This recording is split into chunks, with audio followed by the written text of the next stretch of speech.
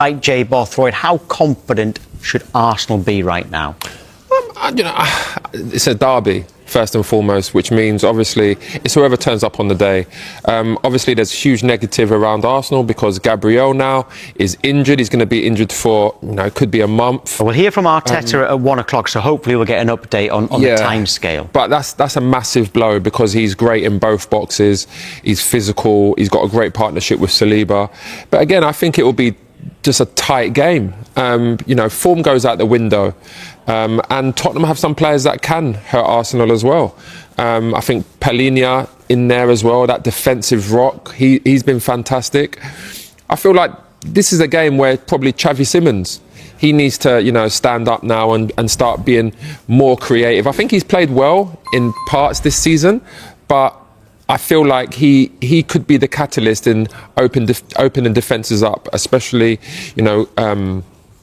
going forward in them wide areas. Who should replace Gabriel? Because there are options. Tough one, because quite a lot of them. Yeah, I probably would push Calafiori into the centre back and then play Luis Skelly. Because they've got Nkapie, they've got Mosquera, Benjamin White. Yeah, I mean, listen. There's a lot of options there. There are options, and that's one thing that Arsenal do have. They have good depth in their back line, but I probably would put Calafiori left centre-back, and then I'd put Miles Lewis-Skelly in at left-back. Right, OK. Who's more important to Arsenal, Gabriel or Saliba? It's a great question, to be honest. I always have this debate. I think Saliba overall is a better player, but I feel like Gabriel is more important to Arsenal. He's more effective in both boxes. I can imagine he would be an absolute nightmare to play against. He gets really tight, he don't let you turn, he's physical, he's strong, he's good in the air. He's that kind of defender, a bit like Rudiger, where it'll bother you when the ball's not even, when it's nowhere near you. So I actually think that Gabriel is probably more important for Arsenal's backline than Saliba, even though they're great. On Wednesday on Sky Sports Fan Club, we had 10 fans of Premier League clubs in the studio, including an Arsenal fan. We had Jamie O'Hara there, and we had... Jamie, yeah. Did I say Jay O'Hara? Jamie. What did I say? Yeah, you said Jamie, but I'm like, he's a Tottenham fan. Oh, right, OK. Yeah, well, this is still relevant, what I'm about to say, OK? OK. And we had a flash poll. Everyone had a yes or no to answer. And the question was, will Arsenal win the league? So you got 10 fans and Jamie, so 11 people. Only one said yes, that Arsenal were going to win the league. Was that the Arsenal fan? It was the Arsenal fan. But only one. But that really surprised me. And I haven't really still got my head around it. That only one person out of 11 thought that Arsenal were going to win the league, and they're top. No, exactly. I mean, it is surprising because Arsenal are in a commanding position right now, playing very well, difficult to break down, difficult to score against. So that is surprising. But Arsenal have been in similar scenarios during a season where they have been in the driving seat and gave the advantage away. But again, it's the beginning of a season, Tom. It's like 11 games gone. Can we really be talking about Arsenal going to win the league, Liverpool going to win it, Man City? It doesn't matter right now. I think what Pep Guardiola said was absolutely right. I mean, the league probably does start around now, but then you want your teams to be on form around March, April, where they're like absolutely hit the ground running, they're in form, they're scoring goals, they're not conceding. Well, that's when it really matters. Not if it's too late by then, though. Yeah, I mean, if it's too late, it's too late, right? But I feel like most seasons, you got to look at the league. January, February, you need to start getting on the form, but March, April, you need to be like in full stride. Right, well, Sky Sports have partnered with Finalysis, an app where passionate fans share their opinions on their club. If you want to represent your club, scan the QR code here or visit the Sky Sports app for more details. Joining us now is Scarlett Katz-Roberts. Good morning to you, Scarlett. Always good to see you. Just before we get into the North London derby then, were you surprised about that stat I've just told you, that only 1 out of 11 people in the studio said that they thought that Arsenal would win the league? Can I first of all just say hello to Jay and thank you for backing me the other week against my sister Lola. There you go. Oh, actually, we've got a question for Scarlett, haven't we? I've just remembered. We've got a question. The question that... So your twin sister, for anyone that doesn't know, Lola, supports Liverpool. And she had a question that she wanted us to ask you, which was it a headbutt or was it a genuine slip? Tell us what she means, Scarlett. Look, Like I said, VAR wasn't around in 2017 when Lacazette got a late winner against Leicester. I was going to give it to her to celebrate in her face, and I tripped on the edge of a rug and fell down onto her knees. And of course, she interpreted that as a headbutt somehow. But, you know. The thing is, if you headbutt her knee, it probably did more damage to you than her anyway. So was it a knee or was it, oh, well, anyway. What did you think about the kind of lack of confidence outside of Arsenal fans that you're going to win the league, even though you're top? I mean, as an Arsenal fan, it's unsurprising, to be honest with you. We don't have concrete evidence to put in front of other fans of us winning to kind of combat the narrative that we aren't winners, despite actually being the most consistent team points-wise for the last 3 years. So I'm not surprised. And, you know, honestly, in terms of the overall picture, does it really matter if other fans want to write you off? Probably not. I think there is a lot of noise around Arsenal because they haven't won in a long time. There always will be. My hope is just that the players are focused and relaxed, and I kind of think that's all that matters. I actually feel like this is the most important point of the season now. Arsenal have lost Gabriel. Because I feel like he's so important to the way Arsenal play. He's so important in both boxes. And in the past, Arsenal have struggled without Gabriel. So this is a moment. I know that there is depth with players that Arsenal can bring in, but ultimately that kind of loss in the North London derby is going to be difficult to play without him. I agree, and I think this week is a gut check in many ways. You know, Tottenham, Bayern, Chelsea. One way or another, we're going to learn a lot about this team on the other side of this. And I think in terms of Tottenham, as you allude to, the question isn't really, are Arsenal better than Tottenham? They are. The question is, can Arsenal be Arsenal without so many players? and without Gabriel, you know, that is, when you have such high quality players, it doesn't really matter about the depth. Hincapié captained Ecuador in the week, but someone as influential as him, there is inevitably going to be a drop-off in quality when you don't have him. So Jay said to put Calafiori into centre-back and Miles Skelly into left-back. What would you do? You know what? I agree with Jay, actually. You two love each other, don't you? We've got that. I'm not letting you two on together. We've got a good relationship now. This is too nice. Jay, do you know what, Scarlett? Jay argues with everybody just for the sake of arguing. He'd argue with himself who's in a room on his own. But with you, he agrees with everything you say. It's very different being on with Jamie O'Hara and being on with Jay, I'll tell you that. You should see when me and Jamie O'Hara are on together. Are you nervous, Scott? I mean, going into a derby, most fans, a mixture of nervous and excitement, but mainly nervous and dread in some cases. How are you feeling going into this one?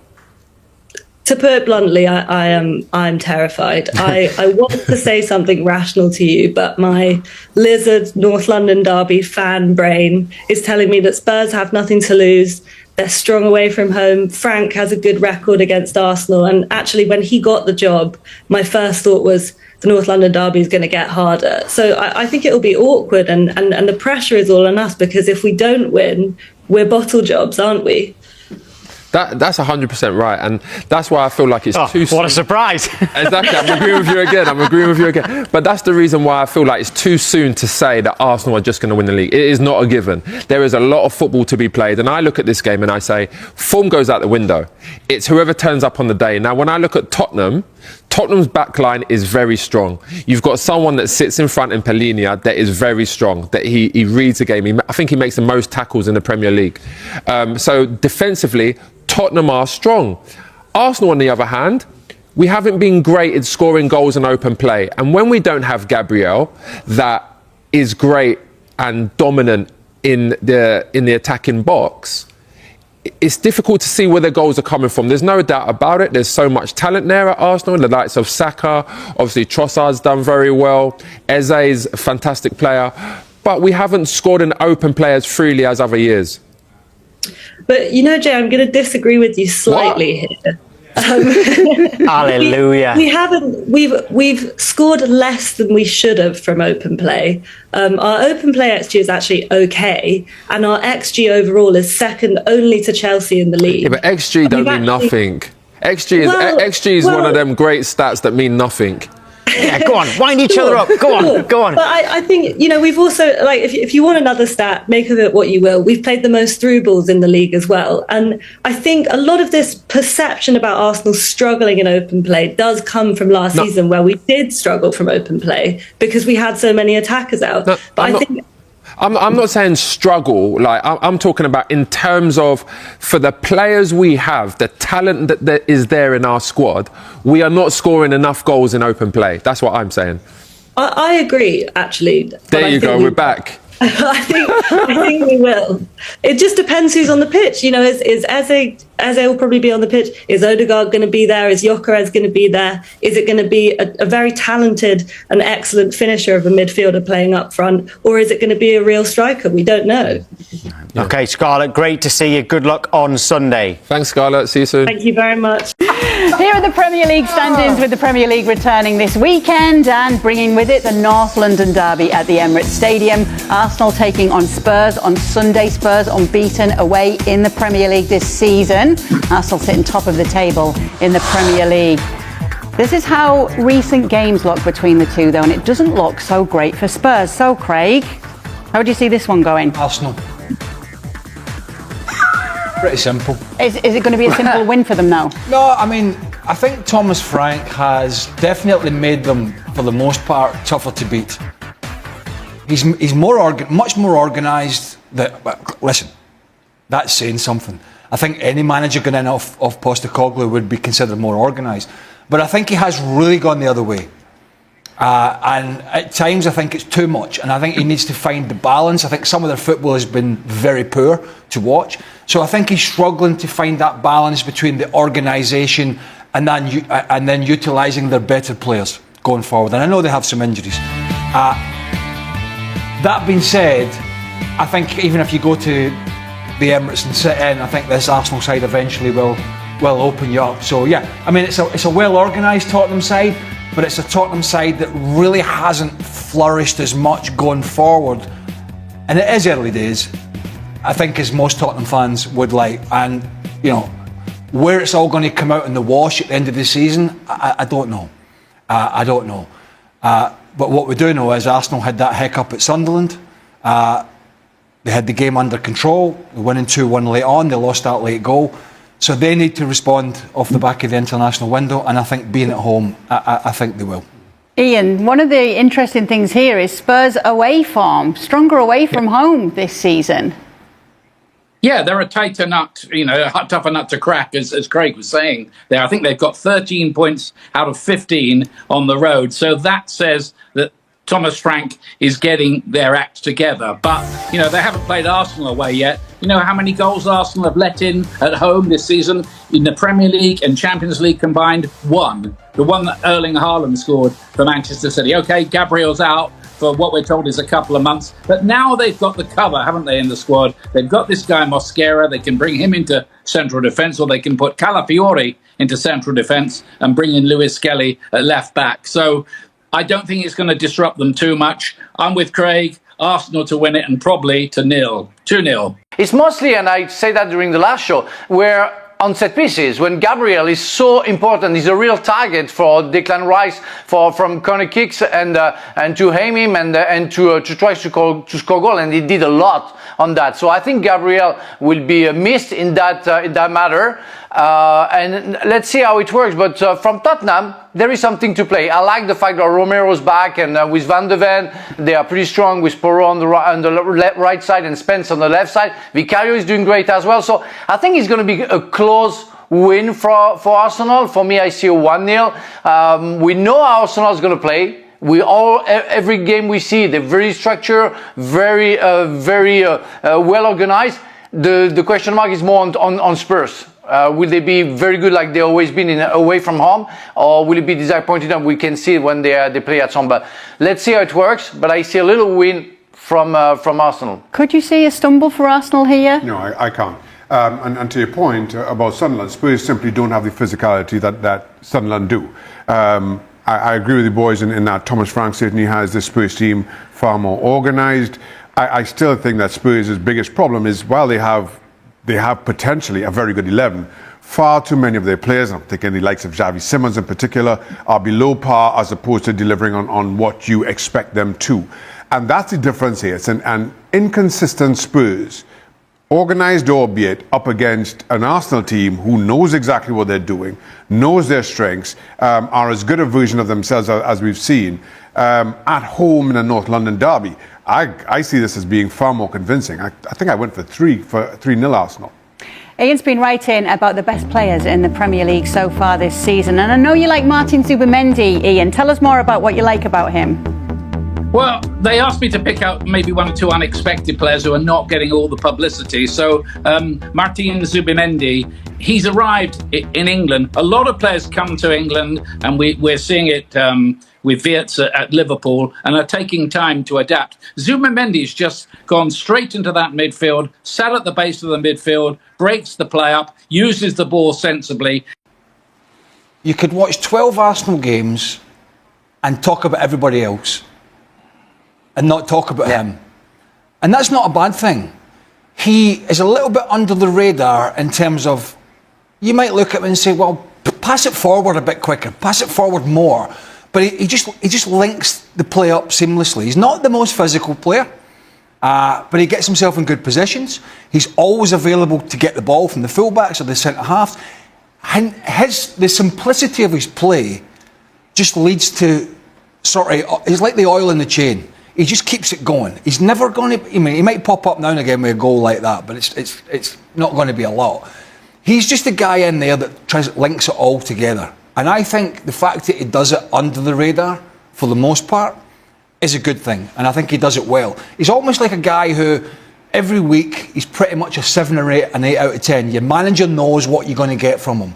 It's simple stuff, it's link up, he's got consistency, and he's happy, it seems, for others to go and pick up the headlines. The Sakas, the Rice, the Odergard, Gyökeres, whoever it is. They go and they grab the headlines. And Zubimendi's the type of player, he just gets in there and he does his job. And thus far, as Ian said, he's done it very well. Now, we've got a bit of a spoiler alert from Craig as to who he thinks will win this game. But we're going to get a specific prediction tomorrow because he's on tomorrow's show. That's why his name's not on this list here. I'm not doing it now. This is how things look, though. The problem for Arsenal is that everybody unanimous in what they think it's going to be. Shaka, you've got quite the win there for Arsenal now. Yeah, like I said, I am unconvinced by Spurs in so many departments. Unconvinced up against an opponent such as Arsenal. On their day, they can be an outstanding team, but too often you have too many underperformers, too many passengers. Arsenal never seem to have those. And at home, a game as emotionally charged as this one, I think they win this quite easily. You've been a little bit generous, Ian, not quite so generous as Shaka. Yeah, I tell you what, though, I tell you what's interesting about the way the games are phased this weekend. Manchester City, if they beat Newcastle away, that is a bit of an if, would only be a point behind Arsenal when that North London derby starts. So they've closed the gap and they've looked ominous, haven't they? City, particularly against Liverpool recently. You know, Haaland can't stop scoring. Doku's terrorising defences. So, I mean, it's good for the title race. But what will be the situation when that game kicks off? But I do think Arsenal will win it. Yeah, I just think they're the better side. Yeah, and a little bit tighter for you, Frank. Yes, because I really think that there aren't a big margin between the two, a big gap, between the two teams, and also because Arsenal, we know how they play. They're not going to look for, that brilliant, petulant win. They're going to do what they have to do. So 1-0 is going to be enough, and they're very well organized, they're very structured. So 1-0, and they can keep the clean sheet, and it's going to be enough. And they're going to win that game. It's what I think. But Spurs can surprise, and they have qualities, and they've showed away from them that they are capable of tormenting, I would say, Arsenal. But I know why Xhaka did 3-0. Is there an Italian player playing for Spurs? No, I don't think so. It's only one. And there is a Calafiori on the left side, exactly. So I know why he put 3-0. That's why. He has something against Italy right now as well. The future of Ethan Nwanery's potential loan move is suddenly uncertain, as Arsenal remain wary of repeating past setbacks caused by injuries. According to recent reports, the club is open to sending the young midfielder out on loan this winter, but the idea raises immediate questions. Nwaneri has become the talk of the moment after a report from the Daily Mail suggested that Arsenal are considering a temporary move for the 18-year-old. Despite his limited minutes this season, the thought of letting him leave, even temporarily, comes with significant doubts.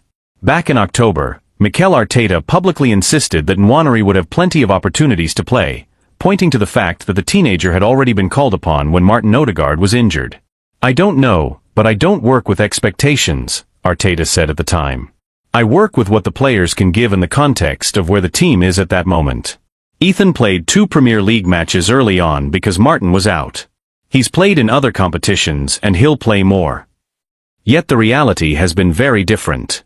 Nwaneri has logged fewer than 500 minutes this season, appearing in just 5 of Arsenal's 11 Premier League games, none of them as a starter. His only starts came in the 2 EFL Cup wins over Port Vale and Brighton, and in the 3-0 Champions League victory against Slavia Prague. The arrival of Ebereki Eze and the promotion of Max Daumann have tightened competition even further. And despite injuries to Odegaard, Bukayo Saka, and Noni Madueke, Nwaneri's pathway has only narrowed. It's easy to forget how young he still is. At 18, and having first debuted at just 15, like Daumann, these are formative years where consistent playing time is crucial. The busy festive period could open that door, but with Odegaard, Madueke, and Kai Havertz all nearing their returns, there's a real chance Nwaneri could slide even further down the pecking order. This is why a January loan sounds logical on paper, but it also sets off alarm bells. Arsenal's season has already been shaped by injuries for the second year in a row, and squad depth has never felt more essential. A single setback among the attacking players over the holiday fixture run could thrust Nwaneri back into an important role almost overnight. The more sensible approach may be to reassess in the summer, once the squad naturally reshapes and the club have a clearer picture of their needs heading into 2025. Only then would a loan feel more secure, ensuring Nwaneri actually gets the minutes he needs rather than risking another stalled development. Even then, nothing is guaranteed. Supporters will remember Serge Gnabry's loan to West Brom, intended to push him closer to first-team football, but ultimately a move that derailed his progress before he rebuilt his career in Germany. Arsenal's recent history with loans has been mixed at best, and too often unsuccessful. For now, the club must weigh the immediate needs of the squad against the long-term growth of one of their brightest prospects. Whether a loan becomes the right option, or another cautionary tale, remains to be seen. But the complexity of Nwaneri's situation extends beyond simply playing time and squad depth. Inside the club, there is an ongoing debate about how quickly young talents should be exposed to the pressures of elite-level football. Some staff members argue that Nwaneri's technical level is already above many players his age and that keeping him close to Arteta's structure will accelerate his development. Others believe that without consistent starts, and without a clear pathway to earn them, his progress could plateau. The uncertainty has also stirred conversation among supporters and pundits. Several former Arsenal players have expressed concern that the club may be repeating old patterns, where promising youngsters become trapped between first-team aspirations and inconsistent minutes. Others, however, believe the club is being careful for the right reasons, protecting a player who still needs physical development before facing the demands of weekly Premier League battles. This internal and external pressure has placed added scrutiny on Arteta's handling of young talents this season. While he has been praised for trusting academy graduates in the past, the balance has become harder to maintain now that Arsenal are competing on multiple fronts and aiming for silverware. Every decision carries weight. Resting senior players risks losing points, while overusing inexperienced teenagers risks injury or decline in confidence. There is also the broader question of what kind of loan would actually benefit Nwaneri, should the club eventually decide to pursue one. A move to a Premier League side fighting relegation could offer minutes, but expose him to a demanding environment that prioritizes survival over development. A Championship loan, on the other hand, might provide consistent matches, but at the cost of adjusting to a more physical style that does not always align with Arsenal's tactical identity. European options have been mentioned as well, though not confirmed. The possibility of joining a club in the Netherlands or Germany, leagues known for nurturing young talent, has been discussed quietly among observers. Yet Arsenal are hesitant, given how unpredictable such moves can be and how often they fail to produce the expected results. Meanwhile, Nwaneri himself remains focused and professional, according to those around the training ground. He is said to be eager for opportunities, but not frustrated or discouraged. The coaching staff admire his attitude, which only complicates the decision further. He is doing everything right, and still his future remains uncertain. As Arsenal approach the January window, the club finds itself at a crossroads. The next few weeks will likely be decisive, not just for Nwaneri's short-term career, but for how Arsenal choose to manage their most gifted prospects in an era of high expectations and relentless schedules. Any decision made now will be examined closely, not only because of what it means for Nwaneri, but because it will signal how the club intends to balance ambition with development as they move into the next phase of Arteta's project. Arsenal now face a difficult setback. Piero Hincapié may have to step into the North London derby under less than ideal circumstances after Gabriel's injury blow. The club is hoping that Hincapié's long late return trip to North London won't affect his readiness to replace Gabriel against Tottenham, because losing the Brazilian for such a crucial match is a major hit to Mikel Arteta's plans. Arsenal have already been forced to cope with key absences at various stages of the season, but Gabriel missing the derby presents a challenge of a very different magnitude. Naturally, the focus shifts to who will fill the gap on the left side of Arsenal's defense, and for many, the most logical answer is Piero Hincapié. The summer signing impressed during his only start for the club so far, an outstanding display at left centre-back in the League Cup win over Brighton. That night, he partnered with Christian Mosquera, who is also an option for Arteta on Sunday. One possible configuration would see William Saliba move to the left, with Mosquera taking his place on the right, depending on how heavily Hincapié's international travel weighs on Arteta's decision. And that travel is far from insignificant. The Ecuadorian defender is currently away with his national team. He captained Ecuador during their 0-0 draw with Canada, helping secure the clean sheet. But the real concern comes with his final international fixture. Ecuador face New Zealand in New Jersey in the early hours of Wednesday morning, UK time. The match kicks off at 1:30 a.m. and is expected to finish around 4 a.m. Only after that will Hincapié board his flight back to England, meaning he won't arrive in London until Wednesday afternoon at the earliest. From there, he will have just a handful of days to recover, settle back in, and prepare for one of the most intense fixtures of the season. The slight silver lining is that the derby falls late in the weekend, giving him as much time as possible to reintegrate. Still, the timing of his return is far from ideal and adds yet another layer of uncertainty to Arsenal's defensive preparations ahead of a match that could define their momentum for weeks to come. Beyond the logistical headache, Arteta and his staff must also consider the physical and tactical demands that a North London derby imposes. It is not the sort of match where a defender can arrive underprepared, particularly against a Tottenham side that has looked sharp in attack this season. Any hesitation, any lapse in intensity caused by travel fatigue, could be costly. Inside Arsenal, there is a quiet concern that the club may once again be walking a tightrope with its defensive depth. Over the past 2 seasons, injuries at the back have forced Arteta into uncomfortable choices, and Gabriel's setback reopens a conversation that the club hoped was behind them. The manager has repeatedly emphasized the importance of continuity across the defensive line, especially given how central the high defensive line and controlled build-up are to Arsenal's identity. Gabriel and Saliba have been at the core of that stability, and disrupting it inevitably changes the team's rhythm. Analysts close to the club have noted that Hincapié's profile fits the role well, confident under pressure, quick across the ground, and capable of progressing the ball with either foot. However, they also caution that he is still adapting to the Premier League's pace and physicality. Throwing him straight into a derby environment may accelerate his integration, but it also carries risk. Supporters have expressed mixed reactions as well. Many are eager to see Hincapié given a real opportunity, believing his style suits Arsenal's long-term plans. Others worry that asking him to deliver immediately, under difficult circumstances, could place unnecessary pressure on a player still in the early stages of adjusting to English football. The timing of Gabriel's injury also complicates Arsenal's broader goals. With a congested winter schedule approaching and the title race tightening, every match takes on heightened importance. Dropping points against Tottenham could shift momentum, not just in the standings but in confidence across the squad. It also forces Arteta to rethink how he manages minutes for defenders who have already logged heavy workloads this season. Club insiders say the staff have been preparing contingency plans for weeks, anticipating scenarios where international duties and injuries overlap. Yet even the best planning can be stretched thin when travel delays and late-night kickoffs are added to the equation. In the coming days, the medical and performance teams will conduct assessments to determine exactly how ready Hincapié is for Sunday's showdown. Arteta is expected to make a late decision, balancing long-term health with short-term necessity. The hope is that the Ecuadorian arrives in good condition, responds well to training, and can at least offer a reliable solution in Gabriel's absence. What remains undeniable is that Arsenal enter the derby under a new layer of pressure, forced to adapt, to trust their depth, and to test the resilience that has been a defining theme of their season so far.